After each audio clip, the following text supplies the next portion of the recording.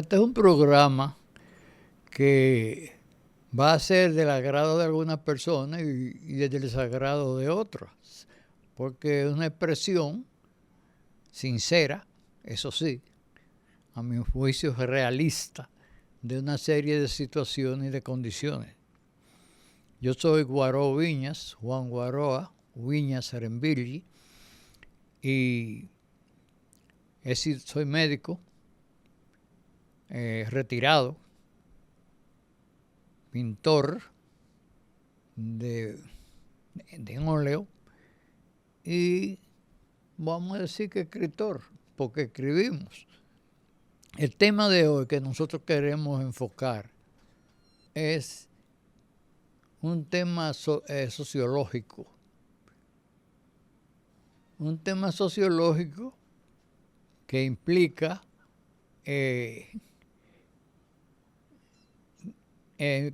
una parte es sobre el clientelismo político y el otro es sobre el problema que deben tener las personas, cada individuo, joven, viejo, como sea, de la soberanía personal.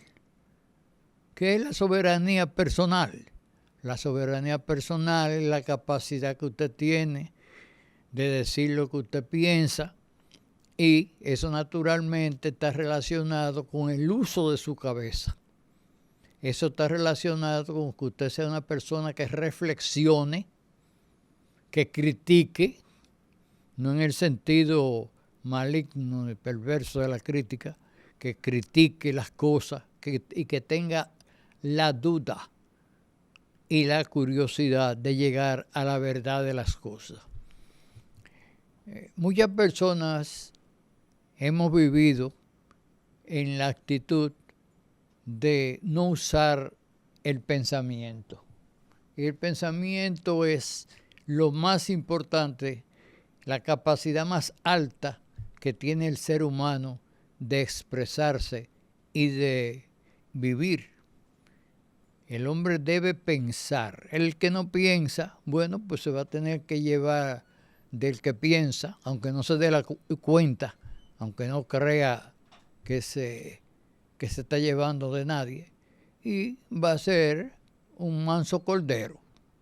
El que piensa va a ser una persona que va a ir al diálogo, que es lo normal que haga, y va a confrontar sus reflexiones, sus pensamientos con las otras personas y va a lograr llegar, en cierto sentido, a la verdad. ¿Cómo se llega a la verdad? A través de un método, de una disciplina y un principio que se llama la lógica. La lógica. El individuo, a través de la lógica, va llegando paso por paso y la investigación a la verdad.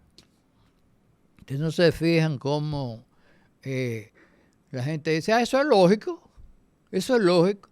Es que hay una impresión, una percepción en el cerebro de lo que es lógico y de lo que no es lógico. Habrá situaciones de confusión, pero hay una percepción. Y la lógica ahora mismo es una ciencia que le estudian lo lógico nada más.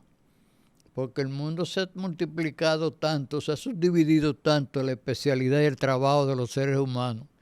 Se ha dividido tanto que ya hay gente que son lógicos. Y hay que respetarlo, porque de que saben mucho y hablan a su manera, además.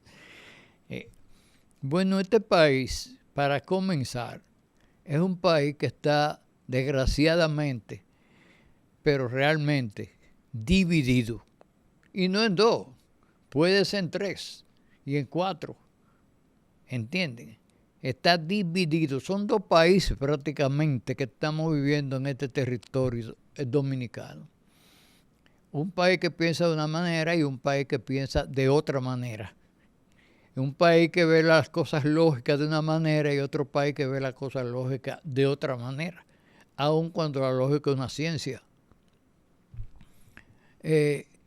Además, es un país que tenemos que estar claros cuando vayamos a verlo como país, que es un país discriminado y con cierta razón discriminado, porque tiene sus cosas fuertes y sus cosas débiles. Por ejemplo, un país valiente, un país inteligente y un país con deseo de hacer cosas, pero es un país que no hace esas cosas. Es un país que no se ha industrializado. Es un país que desde la era de Trujillo para acá, sin ver en las acciones de Trujillo unas acciones buenas en el sentido humano, porque él lo que lo manejaba era su propia codicia, pero que se hizo un trabajo, por ejemplo, con los metales, el trabajo de la Almería en San Cristóbal con los metales, porque era un empresario y quería ganar cuarto vendiendo armas y vendiendo de todo. Pues a la fecha, todos esos gobiernos que han pasado por ahí, que no voy a mencionar nombres porque ustedes se lo saben, ustedes votaron y yo voté o dejé de votar por ellos. Todos esos gobiernos han sido gobiernos que han evadido la responsabilidad que han tenido con este país. Y la responsabilidad número uno que se tiene con este país es la de desarrollar la ciencia y la de la tecnología. Nosotros hemos dicho en varias oportunidades por otros medios que los barrios de este país, y se disminuiría con eso la delincuencia, los barrios de este país hay que hacer talleres, cada barrio sea un taller de tecnología, un taller de desarrollo técnico para la juventud. Y esa juventud que está ahí y que es inteligente y que tiene mucho deseo de todo, esa juventud involucrada en esas cosas, en ese tipo de cosas, va a desarrollar este país. Porque este es un país que realmente hablarle de desarrollo es hablarle de una fantasía. En una oportunidad, este señor, que fue siempre vamos a decir, un empleado de los norteamericanos, este señor Balaguer, en una oportunidad en uno de sus discursos, plantó de que era un avión que se desplazaba hacia el desarrollo, que ese periodo de él iba a ser un avión que se desplazaba hacia el desarrollo. Pero eso fue una cosa completamente demagógica, algo completamente demagógico. No se habría ningún desarrollo porque allí se manejaba la pobreza. La pobreza se manejaba y se maneja en este país a través de el clientelismo político. Todas esas cosas son viejas, son nuevas para nosotros, que somos un país que tenemos 200 y pico de años, ¿verdad? 1844, 1944, y ahora vamos para, no tenemos ni siquiera 200 años. Nosotros somos un país nuevo y viejo al mismo tiempo, porque tenemos antecedentes viejos, todos, ya sea en Europa, ya sea en África, ya sea en lo que quedó en el ADN de los indígenas que fueron exterminados y eliminados en este país. No por la leyenda negra que dicen los españoles, sino por los españoles. Porque no fue la leyenda negra, fueron ellos. La leyenda negra es una narrativa que se plantea de diferentes maneras. Pues estas fallas sociales del problema de que las personas no quieran pensar, porque he negado que está mucha gente a pensar, negados a pensar. Y la narrativa del clientelismo político son dos cosas que le hacen mucho daño al desarrollo de este país. Porque si la juventud estuviera pensando, estuviera dándose cuenta de la necesidad de hacer un cambio. Los políticos no, porque los políticos nosotros los vemos, independientemente de que sea o no sea así, como gente que están vendida a los intereses internacionales, que les conviene que nosotros seamos un país de nada, un país atrasado. Eso lo vemos así, independientemente de la rigidez de ese análisis. A eso lo vamos a decir. Pero la gente del pueblo, que con los que yo estoy hablando, y me he pasado la vida hablando, porque yo también soy una persona del pueblo, independientemente de que haya sido profesional, etcétera, etcétera, y tenido esas cosas, lo vemos de otra manera. No nos podemos acomodar, no nos podemos acomodar a que nos dominen. El dominio de la gente es una cosa indescriptible, el deseo de poder y de dominar. Inclusive entre los intelectuales, venidos muchísimos de sectores realmente muy pobres y con muchas carencias, algunos utilizan un lenguaje para separarse, para diferenciarse de la otra persona. Un lenguaje que es un lenguaje inentendible. Se entiende que cuando la gente se expresa, si yo estoy hablando con ustedes, es porque quiero que ustedes entiendan mi punto de vista. Y para eso yo utilizo un lenguaje que creo que ustedes lo están entendiendo. Pero hay personas que comienzan a decir palabritas raras y cosas. Aquí hubo un presidente que dijo que él no tenía que hablar con nadie porque aquí la gente no sabía conceptualizar. Y eso es una ridiculez porque todo el mundo puede conceptualizar. Nadie se atrevió a hablar en esa época de eso porque parece que creó una sugestión en torno a eso y ya el hombre se presenta como el hombre más capacitado, el teórico más grande, lo más fuerte que hay, ¿comprende? Y así han habido muchas personas que utilizan el lenguaje no para darse a entender, sino para presentarse como superior a la otra persona. Y este pueblo tiene una debilidad con los intelectuales.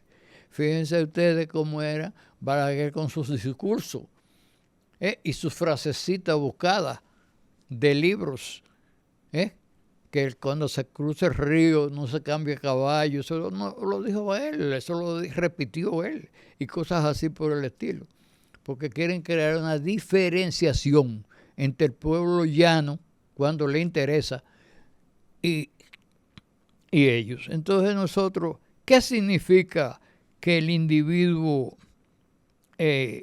no piense con su cabeza? Eso significa que está a expensa de los que piensan con su cabeza. Porque cada quien piensa según sus intereses. ¿Y qué significa el individuo que va a votar por un candidato sabiendo que ese candidato no va a resolver los problemas de la patria? Significa que ese individuo tiene una valoración muy baja de lo que es la patria, no tiene concepto de lo que es la patria. A una persona, por ejemplo, como en el caso mío, eso lo apena mucho.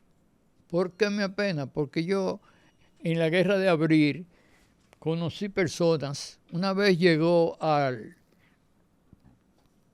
sitio al hospital Luis Aybar, una señora, que yo tuve unos días ahí, una señora que fue a donde estaban los muertos, a la morgue, y lo que hizo fue que miró así y le pasó la mano por la frente a un muchacho y me dijo, este es el tercero.